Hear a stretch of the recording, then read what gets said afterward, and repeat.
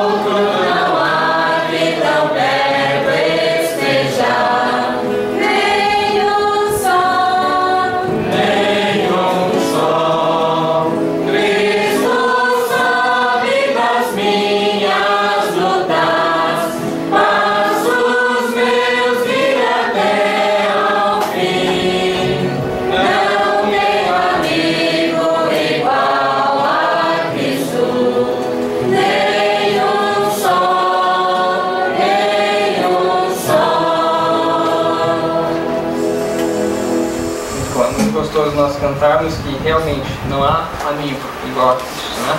Nós vamos passar agora a meditação na palavra do Senhor. Nosso irmão Alberto, em liberdade. Morato.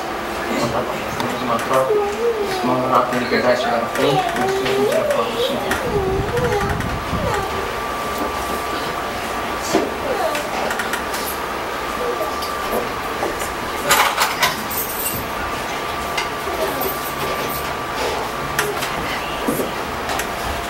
Muito bem, privilégio para nós podermos estarmos juntos nessa noite.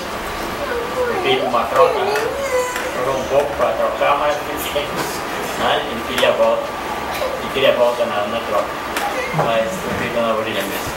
Então é um privilégio muito grande, né, a gente ter novamente o Misael conosco nessa noite, né, e ele está já compartilhando, né, com a gente na abertura, né.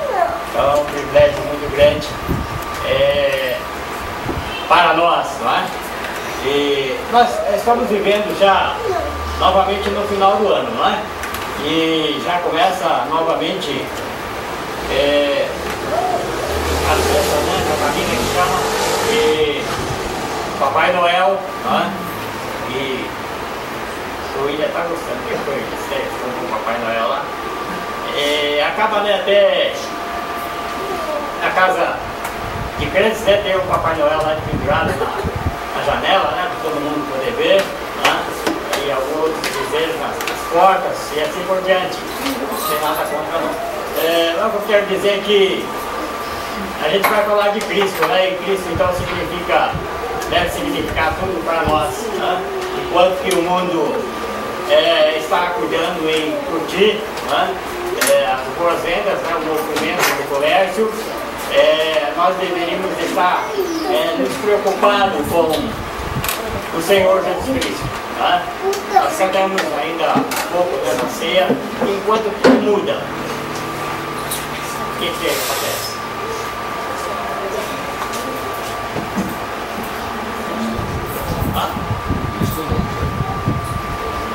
Ele permanece o mesmo, né? Ele permanece o mesmo. Então, a nossa cabecinha falha, né? A memória é fraca. Acabamos então esquecendo rapidamente, mas Cristo nunca, né? Ele é o mesmo, né? Ontem, hoje e será eternamente, né? E o que eu quero dizer é que o Senhor Jesus Cristo, ele está então dividindo essa época, né? O antes de Cristo e agora o depois de Cristo, né? Então exatamente isso que o Senhor veio fazer, né? Veio fazer esse mundo, né? Dividir, ficar bem claro, né? Bem marcado que Ele é o Senhor, né? E que além de tudo Ele ama o homem, Ele ama nós de uma tal maneira, de uma tal forma que não conseguimos entender. Seu servo escrevendo, né, ele disse que Deus amou o mundo de uma tal maneira, né, ele não conseguiu palavras, né, para colocar nesse versículo 16 de João 3, o tão grande é o amor de Deus para cada um de nós. Mas é interessante, e o homem continua, né, em seu estado, né, de miséria, né? Pecador de miséria. O pecado, ele escraviza, né? Ele escraviza o homem, ele escraviza o ser humano, né? O diabo, então, ele escraviza, e ao ponto de a pessoa estar, né, ali agarrada, né, em vícios, né? Em vícios de todo e qualquer tipo, e não quer abrir mão. Não quer abrir mão. De repente abre mão até por um tempinho. Esse dia ali perto de casa, eu encontrei com ele, tinha acabado de sair da cadeia, eu encontrei com ele falou, agora eu não quero mais. Larguei de vez. Mas não passou muitos dias, não, já está afundado novamente. Né? Já está maltrapilho na rua, Isso, o diabo, né, Satanás, escravizando, a pessoa está escrava daquele vício, sabe que ele está morrendo e está ali. Mas o Senhor, ele veio para nos salvar, né? Ele veio para nos salvar. Vamos ler a primeira carta de João, no capítulo 1. Nós vamos ler alguns versículos e depois vamos falar mais desse assunto que eu estava pensando. E é? Não, deixa ele assim, senão não queremos ordem nele.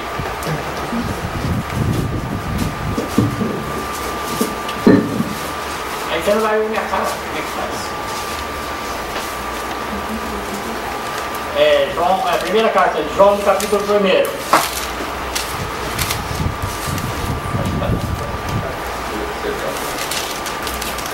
Versículo 1 até o versículo 9.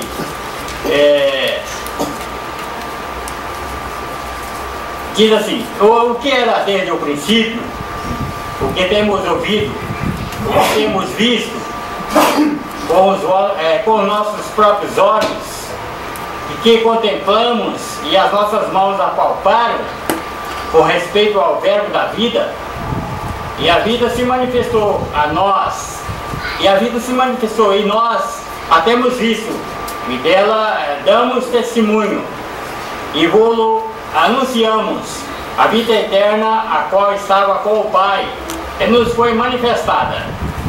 O que temos visto e ouvido, anunciamos também a vós outros, para que vós igualmente mantenhais comunhão conosco. Ora, a nossa comunhão é com o Pai e com seu Filho Jesus Cristo. Essas coisas, pois, vos escrevemos, para que a nossa alegria seja completa. Ora, a mensagem que da parte dele temos ouvido e vos anunciamos é esta: que Deus é luz e não há nele treva alguma. Se dissermos que mantemos comunhão com ele e andarmos nas trevas, mentimos e não praticamos a verdade. Se porém andarmos na luz como ele está na luz, mantenhamos comunhão uns com os outros, e o sangue de Jesus, seu Filho, nos purifica de todo pecado. Se dissermos que não temos pecado nenhum, a nós mesmos nos enganamos, e a verdade não está em nós. Se confessarmos nossos pecados, ele é fiel e justo para nos perdoar os pecados e nos purificar de toda a injustiça. Amém. É interessante o texto que nós temos lido, não é? Está falando do verbo, da vida, está falando da comunhão com Deus, não é? Está falando da comunhão com Deus, e é muito interessante. Nós estamos comentando que o Senhor, então, ele veio para morrer para pagar o preço do nosso resgate, né? Ele veio pagar o preço do nosso resgate. Ele veio até essa terra, então, veja que ele deixou o seu lar na glória. Ele deixou o seu lar lá na glória. Deus Pai, então, no seu profundo amor, na sua profunda misericórdia para conosco, embora nós pecadores, sem condições, de podermos entrar na presença dele, porque os nossos pecados então assim impede que o homem entre na presença de Deus. Embora o homem natural, ele tente de uma maneira ou outra fazer alguma coisa para conseguir, e ele até pensa que Deus, no seu grande amor, na sua misericórdia, ele não vai levar ninguém para o inferno, ele não vai levar ninguém para o inferno. Mas é interessante que o Senhor, ele não quer que nenhum se perca, ou o homem confessa os seus pecados e é perdoado, ou ele não confessa e é condenado. Essa é a verdade. Ou ele confessa os seus pecados e é perdoado, ou ele não confessa e é condenado. Tem as duas condições, as duas condições que existem, que está diante de nós. Ou nós entendemos então o plano de salvação, entendemos que o Senhor Jesus Cristo, ele veio lá dos altos céus, ele desceu lá dos céus em forma de homem, viveu aquele tempo aqui entre os homens, e ele foi até a cruz e pagou o preço, morreu. Mateus 1.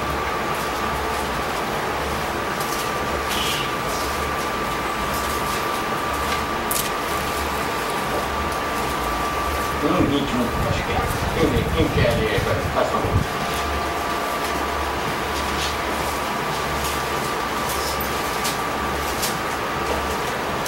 Ela dará luz ao filho e porá o nome de Jesus, porque ele salvará o seu povo dos pecados deles. Isso aqui está falando do nascimento de Cristo, não é? Está falando então, ela dará à luz um filho, ele porá o nome de Jesus, porque ele vai fazer o quê?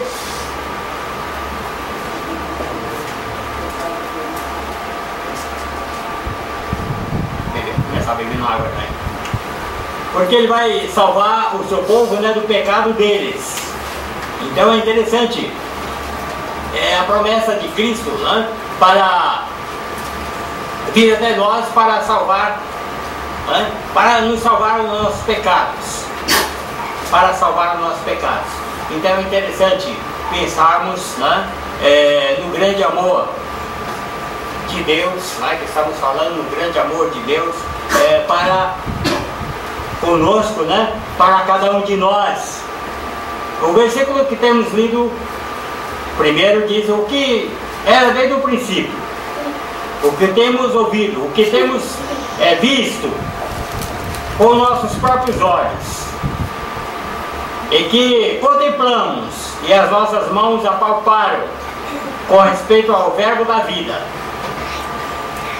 Está falando de Cristo, está falando de Cristo, o verbo da vida,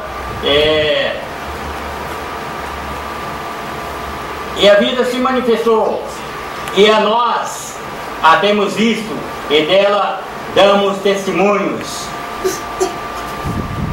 e anunciamos a vida eterna, a qual estava com o Pai. e nos foi manifestada. Alguém tem algum pensamento sobre esse versículo? Quer contribuir? Tem liberdade.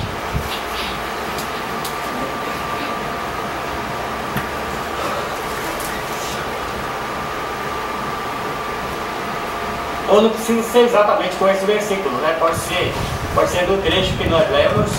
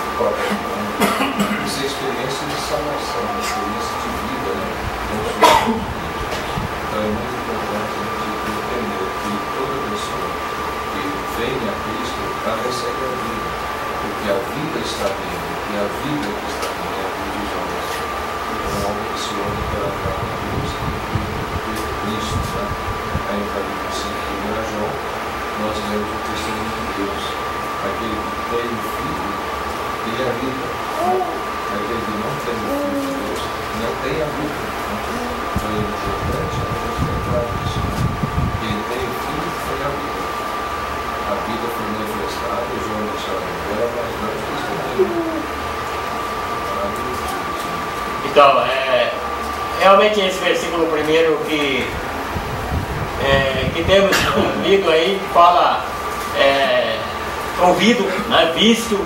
Então ele está referindo no sentido dos apóstolos, né, como o Simão Humberto já frisou, já comentou, no sentido dos apóstolos, né, que confirmaram a vinda de Cristo em carne, né? Eles presenciaram, eles estavam juntamente com ele, né? Eles estavam juntamente com ele.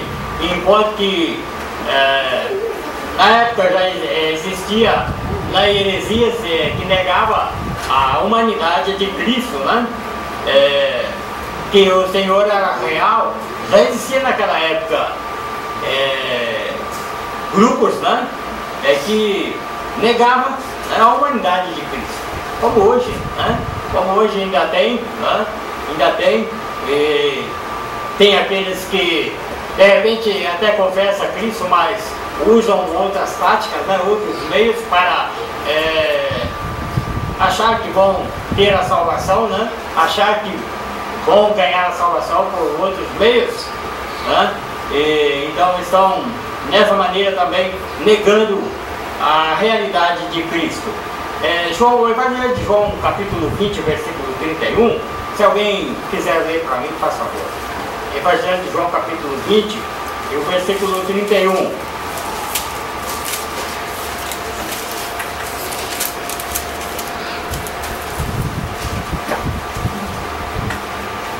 Estes, porém, foram escritos para que creiais que Jesus é o Cristo, o Filho de Deus, e para que crendo tenhais vida em seu nome. Veja bem que então isso foi escrito, né? Esses milagres, tudo aquilo que o Senhor realizou, né, foi escrito para que nós possamos ter certeza, né, que o Senhor é o Cristo, Ele é o Salvador, é a Ele que realmente, né, nós lemos lá da profecia, né, da virgem que daria e colocaria o nome que seria Jesus, né, que seria o Salvador. Ele então realmente, né, Ele que é realmente. E os apóstolos então eles puderam face a face, né, face a face, ver como eles falam, né? Ele fala no versículo 1, temos ouvido, né, e que temos visto, não somente ouvido, mas que eles viram, né, com os próprios olhos, né, eles viram com os próprios olhos deles, né, o que contemplamos, né, e nossas mãos apalparam, né, eles puderam também com as suas mãos, eles estão falando, puderam apalpar, puderam ver, né, bem de perto, e a respeito do verbo da vida. Nosso irmão Roberto também citou, né, no Evangelho de João, capítulo 1, onde é falado do verbo, né, estava no princípio com Deus, o verbo era Deus, e assim por diante, né? Está falando então do próprio Senhor Jesus Cristo, e aqui é falado então do verbo da vida, né? Algum outro pensamento? Alguém tem contribuir com um outro pensamento? Tem a liberdade.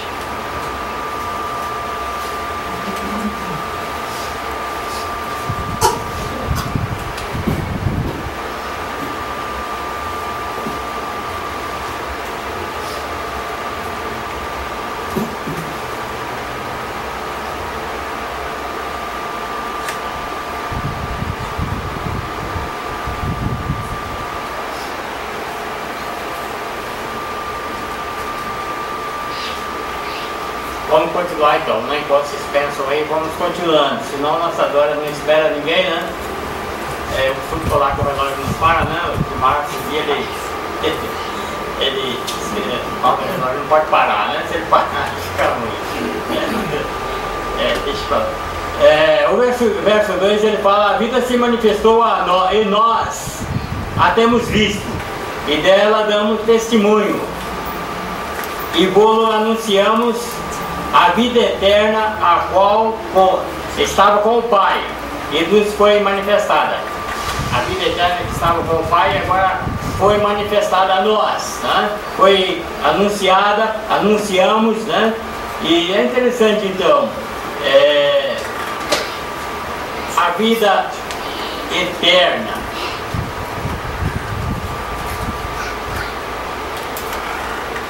É certo que nunca queremos parar, né, para pensar na vida eterna, né, pensar que de repente morremos, né, de repente temos que morrer, né, e para onde vamos, né, para que viemos, para onde vamos. Será que alguém aqui essa noite já pensou para onde vai?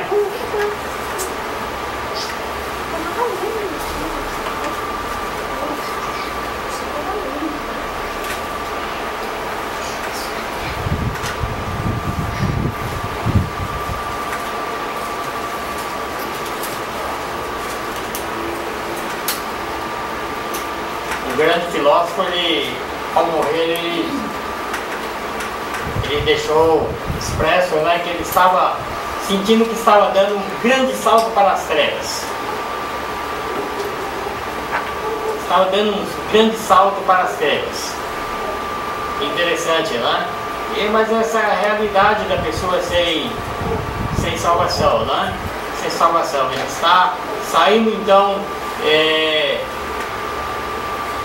do lugar, né, da direção aonde está Deus, está indo para um lugar completamente diferente, né? Completamente diferente, em um lugar onde então não há esperança jamais, né? E ali só há então sofrimento e dor, né? Sofrimento e dor. Alguém até pode dizer, mas se morrer é descansar, eu preciso viver cansado. não é uma grande coisa, né? Não é bom pensar dessa maneira também, porque essa pessoa é uma pessoa salva, ela tem a esperança, né? Ela tem aquela certeza que morrendo daqui dessa vida de canseira, ela está partindo para uma vida melhor, né? Para uma vida melhor, onde ela vai poder gozar, né, das delícias que o Senhor oferece para cada um de nós. Ele prometeu, que Ele foi preparar, do lugar onde Ele foi preparar, onde Ele está então com tudo preparado para receber cada um de nós, né? Cada um daqueles que recebemos Ele como suficiente Salvador de nossas almas. Vamos chegar lá onde temos o versículo, né, que fala de confessarmos, né, de entendermos então os nossos pecados, entendermos então que precisamos de salvação. Alguém já botou algum pensamento aí que quer manifestar? Eu estou pensando no milagre do Senhor. É um salto nas trevas.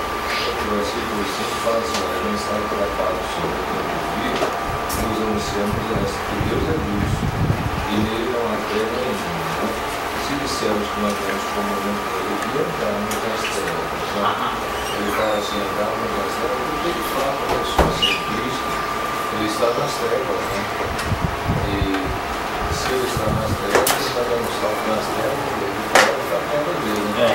Ele não está na luz. Como a gente pensar que Deus é luz, né?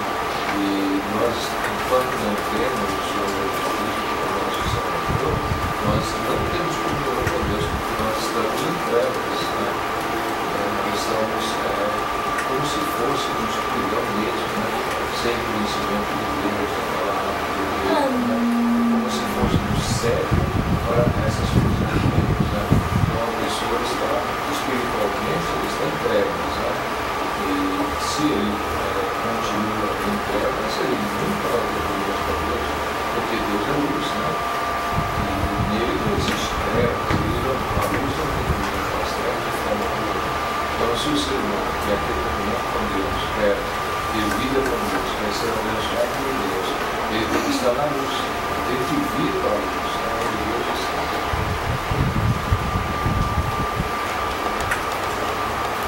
É verdade, né? O nosso irmão tem comentado, né? Então, se a pessoa não tem Deus, ele realmente está na treva. Mas ele tem ainda a chance, né, de chegar para a luz, né? Ele tem a chance ainda de chegar para a luz. Mais algum outro pensamento aí?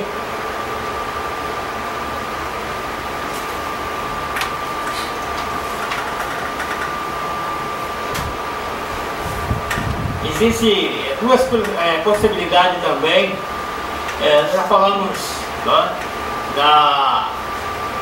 se o homem confessar os pecados é salvo. Se ele confessar, então ele é condenado, né? Quem não confessa é condenado. Aquele que confessa, então, ele é salvo, confessando então os seus pecados, entendendo que é pecador, né? Ele vai ser salvo. E se ele não se ele não tiver essa liberdade, né, de Deus, de confessar a Deus o seu estado e desejar e sentir, tá, a necessidade. Às vezes nós, o homem, o ser humano, nós somos orgulhosos, né? E o orgulho muitas das vezes impede que o homem chegue diante de Deus. Enquanto que Zaqueu, né, deixou a vergonha, né, deixou o orgulho, porque ele tinha, né, status, né, ele era um homem de posição, ele tinha posição diante, né, das pessoas ali onde ele morava e trabalhava, mas ele deixou todo aquele status dele, né, deixou e foi correndo, né, para poder ver o Senhor. Ele sentiu a necessidade, ele sentiu o desejo, ele sentiu que algo estava pesando sobre ele, né? Ele sentiu que algo estava pesando nos seus ombros, era o pecado dele, né? E aquele que estava passando por ali naquele momento era a pessoa certa, né? Era o Senhor. E ele deixou tudo de lado e correu, né? Não viu vergonha, né? Em subir aquela árvore e lá contemplar o Senhor, pelo menos contemplar. Mas é interessante que nessas alturas, quando nós tomamos essa iniciativa, o Senhor está completamente atento ao nosso olhar, né, ao nosso pensar, e Ele vai ao encontro. Ele vai ao encontro. E foi o que aconteceu com Zaqueu. E Mateus 23 e 12, se alguém quiser ler para mim, faz favor. Existem duas possibilidades, outras duas possibilidades. Tá? Nós falamos da primeira, se o homem confessar os pecados, ele é perdoado, e se ele não confessar, é condenado. E agora eu vou mostrar mais outras duas possibilidades que o homem enfrenta. Mateus 23 e 12. Quem a si mesmo se exaltar, será humilhado. Quem a si mesmo se humilhar, será exaltado. Veja então o que fala o texto aí. Existem então essas duas possibilidades. O homem, ele se humilha diante de Deus, né? E Deus então perdoa os seus pecados, ou Deus vai humilhar a ele. Ou ele será então humilhado por Deus. Por que humilhado por Deus? Uma pergunta. Responde se quiser.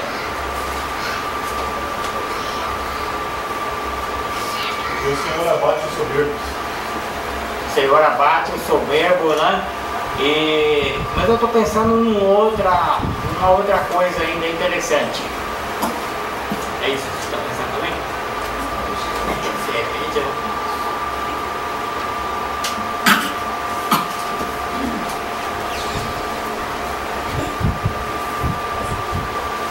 o homem, o ser humano, ele vai, queira ou não, ele vai comparecer perante Deus, não é? Queira ou não. Não tem para onde correr. Não tem para onde correr. O homem, ele vive aí nessa vida, né? Aqui corrida, dia a dia, sem querer parar para preocupar com a vida eterna, com a vida além morte, né? E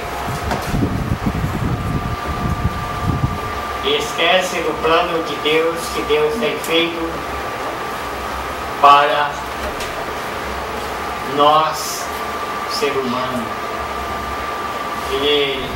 Lá em João 3,16, ele diz: Deus amou o mundo de tal maneira que deu seu Filho unigênito para tudo aquele que nele crê. O que vai acontecer?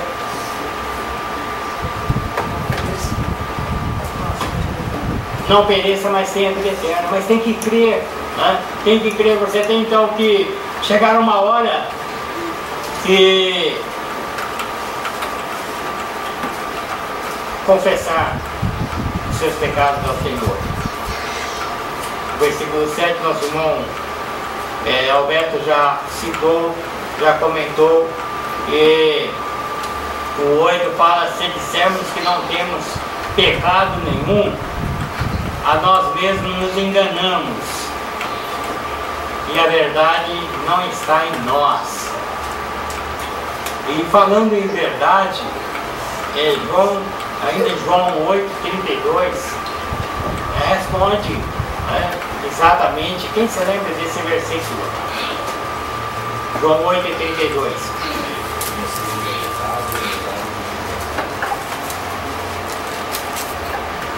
Conhecereis a verdade, e a verdade vos libertará, né?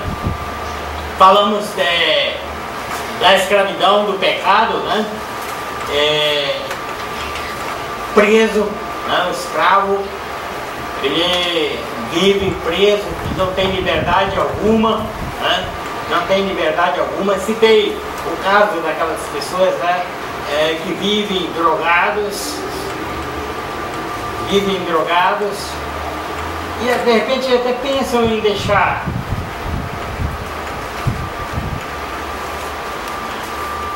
Às vezes até deixam, às vezes não ficam muito tempo, porque eles são escravos, né? O seu organismo, o seu ser precisa e eles não têm força para dizer não. Tem uma você também que pode falar, por favor.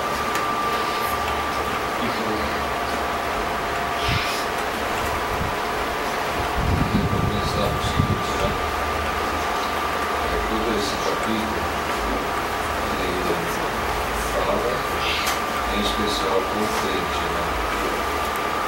E João aborda aí o assunto da comunhão com Deus, é muito importante porque ele está dando para nós um modelo de Deus para que o crente mantenha a comunhão. Então nós temos a palavra manter aí repetida, né? Nós temos no versículo 6, se dissermos que mantemos, né? Comunhão com ele, andarmos nas trevas, mentimos, e não praticamos a verdade. Se porém andarmos na luz, como ele está na luz, mantemos, né? Comunhão. Então é parte do dever do crente, do servo de Deus, é manter a comunhão com Deus, né? E manter indica que eu tenho que criar condições, né, para dar continuidade. Então, por exemplo, eu tenho comunhão com Deus, mas não é só hoje, eu tenho que ter todos os dias e tenho que então manter essa comunhão. Naqueles tempos mais antigos, antes era mais jovem, Amém. É bem isso. eu tinha aquelas máquinas a vapor, né? Aquele ferro era a vapor. Aí eles tinham que jogar lenha lá dentro da caldeira para manter o vapor para tocar mais. Então eu tinha o maquinista e tinha o foguista. O foguista ele jogava lenha lá dentro para manter o fogo aceso para a máquina. Então, essa ação de ele estar jogando a lenha continuamente era para manter. E quando nós olhamos aqui, Deus providenciou um meio, né, para que o crente mantenha a comunhão com ele. Como é esse meio? Né? Nós temos no capítulo 1 a importância de reconhecer o que o crente é, o que o crente faz. Se nós dissermos que não temos pecado, nós mentimos e a verdade não está em nós, né? Mas se confessarmos, então, o dever do crente é entender que ele é, mas é entender que ele precisa confessar também, né? E essa confissão, ela deve ser uma realidade da vida do crente, para que a comunhão seja mantida, porque o pecado corta essa comunhão, o pecado impede que Deus ouça as nossas orações, que Deus nos abençoe. Então é preciso que Deus tire aquilo que está impedindo, né? E para manter essa comunhão, ele vai ter que conhecer, ele tem que confessar, né? E aí o sacrifício de Cristo, no capítulo 2, é a propiciação pelos nossos pecados, nossos crentes, né? Então o objetivo da carne é para que os crentes tenham alegria, tenham gozo, completo, né? Com satisfação. E isso só acontece quando nós não temos, né, a comunhão com Deus. E Deus aqui providenciou isso para a gente manter essa comunhão. Nós temos que estar sempre dando condições para que a comunhão continue. Só recapitulando aí o versículo 6 e 7, o versículo 6 ele fala: se dissermos que mantemos comunhão com ele e andarmos nas trevas, mentimos, né? Então é interessante a gente pensar nesse fato. Nós falamos para Deus, mas eu tenho comunhão contigo, mas a nossa vida, né, o nosso viver é nas trevas, é lá no mundo. Vamos lembrar então que as trevas, então está falando do mundo, né, das coisas lá do mundo e tudo aquilo que o mundo oferece. Ali então está as trevas, né? Ali é as trevas. Então quando nós dissemos que mantemos comunhão com o Pai, com Ele, né, e andarmos nas trevas, e andamos nas trevas, nós mentimos e não praticamos a verdade. Né? Aí o versículo 7 vem lá, se porém andarmos na luz como Ele está na luz, mantemos comunhão uns com os outros, e o sangue de Jesus, né? Então Ele vem e nos purifica, né? Seu Filho nos purifica de todo pecado. Então é exatamente, né, o efeito do sangue de Cristo é nos purificar de todo o pecado, né? Foi exatamente o sangue dele que pagou o preço, né, do resgate de cada um de nós. Então vamos levar conosco esses pensamentos aí, só completando o versículo 9, então, onde paramos, ele fala: se confessarmos nossos pecados. Temos até um corinho, né, que cantamos com essas palavras: se confessamos nossos pecados, Ele é fiel e justo para nos perdoar os pecados e nos purificar de toda injustiça. É bom lembrarmos. De repente, a pessoa fica com medo de confessar, mas eu não vou confessar porque Ele não vai perdoar, mas o Senhor Ele perdoa. Se você realmente abre o seu coração e confessa os seus pecados ao Senhor, Ele vai perdoar os seus pecados. Ele fala: se confessarmos os nossos pecados, Ele é fiel e justo para nos perdoar os pecados e nos purificar de toda injustiça. Ele nos purifica de toda injustiça, né?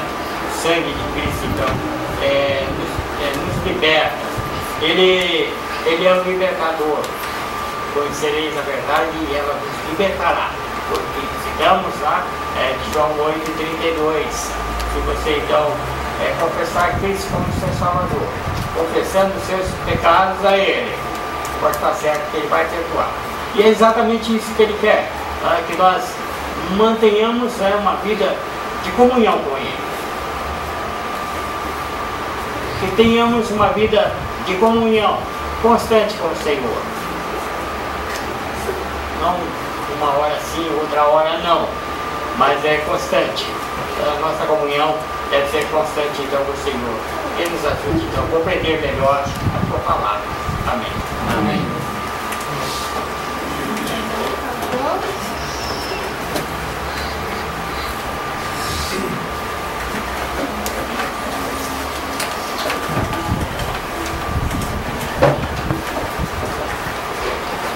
Muito bem, vamos cantar o hino de número 314. Quando andamos na luz e tomamos a cruz e seguimos ao nosso Senhor, com que bênção e paz Ele nos satisfaz e nos enche de seu santo amor. É confiar, sim, e obedecer. Se contentes em Cristo, nós queremos viver. 314. Senhor.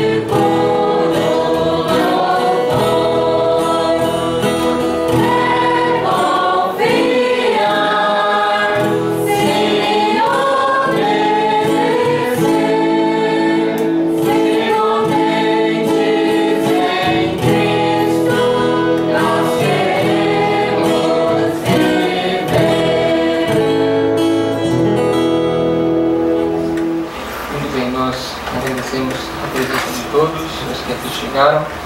Vamos mais uma vez lembrar das reuniões que se seguem. Segunda-feira.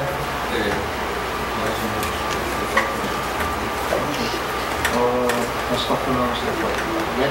Terça-feira Jardim de Maracanã, quarta-feira Jardim Civil, quinta-feira novamente Jardim. Vamos lembrar da família do nosso irmão Levi, lá em Antônio, né? Vamos lembrar dele em oração.